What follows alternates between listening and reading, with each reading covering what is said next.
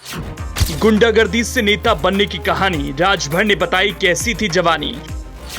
OP Rajbhar का खुल गया राज, बयानों से नहीं आने वाले हैं बाज। नेतागिरी से पहले राजभर थे गुंडा, सियासत का ये कैसा हथकंडा। न बीजेपी के हुए न सपा को आए रास, राजभर से फिर कैसी आस।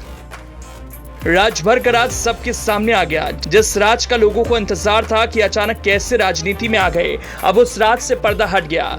सियासत की दबाव से राजनीति लिखने वाले राजभर खुद बता रहे हैं कि पहले वो क्या काम करते थे।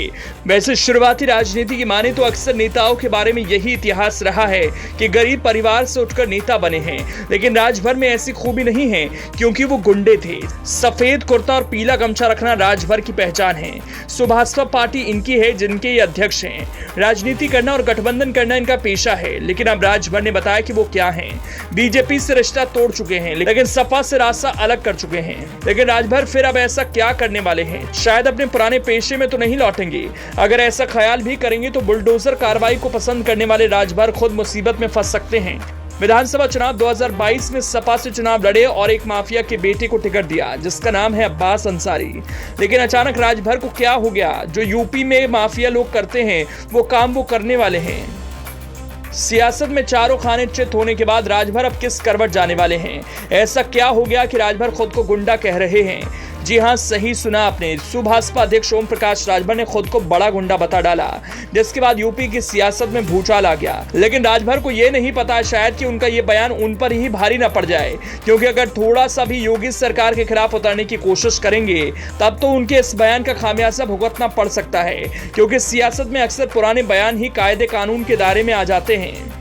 ऐसे में राजभर की मुश्किलें कम होने वाली नहीं। लेकिन सवाल है, ऐसा क्या हुआ जो ओम प्रकाश राजभर ने अपनी पुरानी हिस्ट्री खुद खोल दी?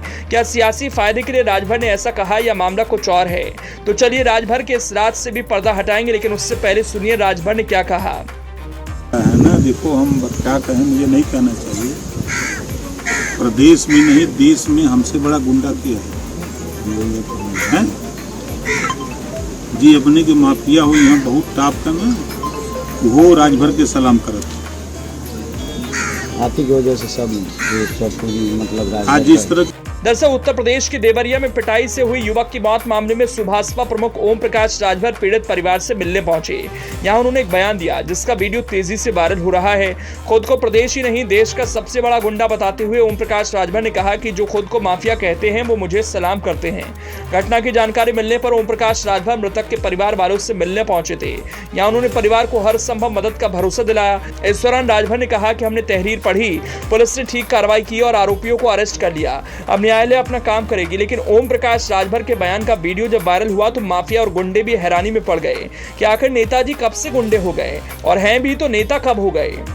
राजभर के बारे में बता दें, लगातार अपने बयानों से चर्चा में रहते हैं, लेकिन सियासत के मामले में राजभर को ज्यादा कामयाबी नहीं मिली, क्योंकि राजभर को अक्सर चुनावों में धोखा ही मिला। अखिलेश यादव हो या फिर योगी, दोनों पाले में जाकर राजभर ने राजनीतिक पारी खेली, लेकिन एक डाल पर नहीं होने से दोबारा उस डाल पर मालिक बैठने से तो मना करेगा ही।